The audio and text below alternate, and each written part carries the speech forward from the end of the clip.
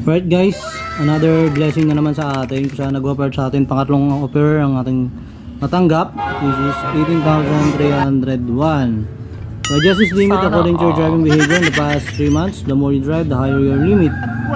So yun, depende yung amount na yan kung gaano ka kasipag mga paps. So the more na masipag ka, pwede pang umangat yung amount na yan. So kung hindi ka masipag, pwedeng bumaba yan. So kung grade natin, meron pa akong dalawang remaining. Kaya kung ako nasa atin na kung gusto natin kunin, kaya hindi ko siya kinukuha. Kaya sinabi ko kung gusto nyo kunin, kung kailangan nyo siya, kunin nyo siya. Pero kung hindi nyo kailangan, mas maganda hindi, pwede naman natin siya ipunin. Alright, samahan nyo ako, pag-usapan natin to. Let's go. Hi guys, hello mga Grab. Paano makapag-loan ulit sa Grab Finance through Grab Finance Cash Loan? So sa akin ngayon, nag-offer si Grab ng pangatlong loan. Gusto ko i-share sa inyo. Samahan nyo ako. Let's go!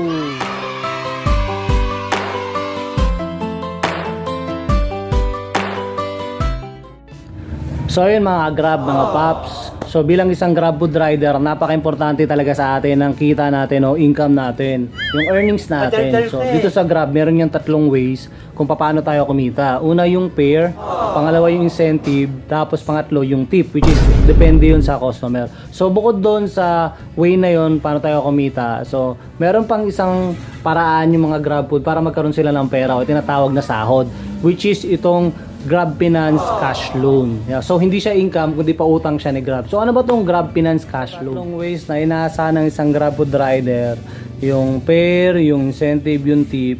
So meron pang isa, ito nga yung Grab Finance Cash Loan. So obvious naman na hindi siya kita ng Grab kundi kita sa Grab, kundi ito ay pautang ni Grab sa kanyang mga qualify na mga Grab food riders. So tinatawag to ng mga Grab food riders na sweldo na, check nyo na, yan. So dun siya mismo na pwede natin i-avail sa Grab driver apps. So yun nga, so meron ng opportunity dito sa Grab rider para makutang tayo kay Grab.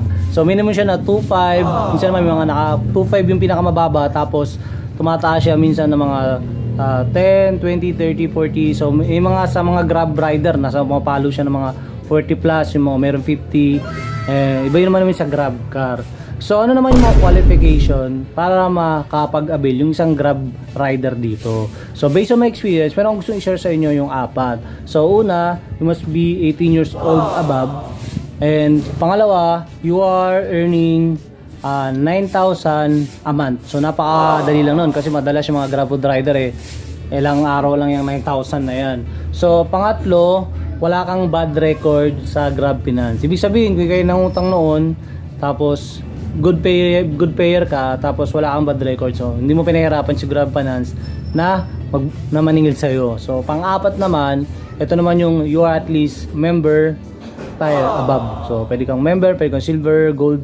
Mas maganda kung platinum o gold ka, mas malaki yung chance, mas mataas yung i-offer sa'yo, lalo na kung malaki yung earning mo. So ayun guys, yung qualification natin kung paano tayo maging qualify para mag-avail ng Grab Finance Cash Loan. So gusto ko i-share sa inyo yung share screen ko. Ito yung ino-offer sa akin. Tara, samahan nyo ko.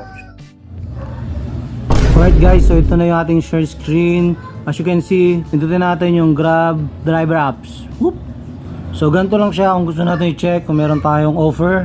Dati nandito siya sa earning nakalagay. Pag pinindot mo yan, andyan siya. Mayroon ditong pangatlo yung cash loan.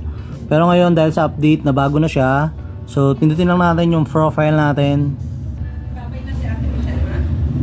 Then dito sa Invax Booking Discovery, slide lang natin siya. Hanapin natin yung cash loans. Ayan. As you can see, mga features ni Grab sa my account. Marami siya.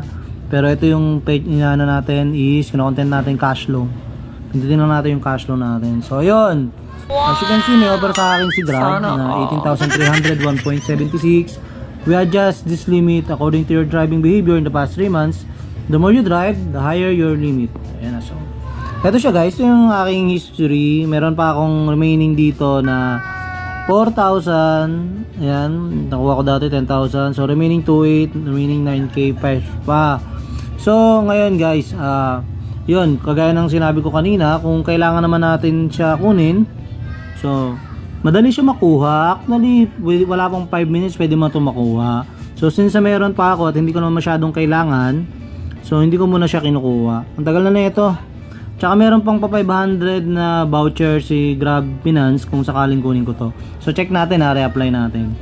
So ayun nga, so you can receive between 2,500 hanggang 18k. So depende naman sa'yo kung magkano gusto mo. Let's try natin 18k, 18,000. Kung magkano yung tubo niya. Tapos lagyan natin yung purpose, home improvement, kahit ano naman dyan pwede. So ito siya guys, meron siyang how long should the payment period be, kung ilang araw mo siya gustong bayaran.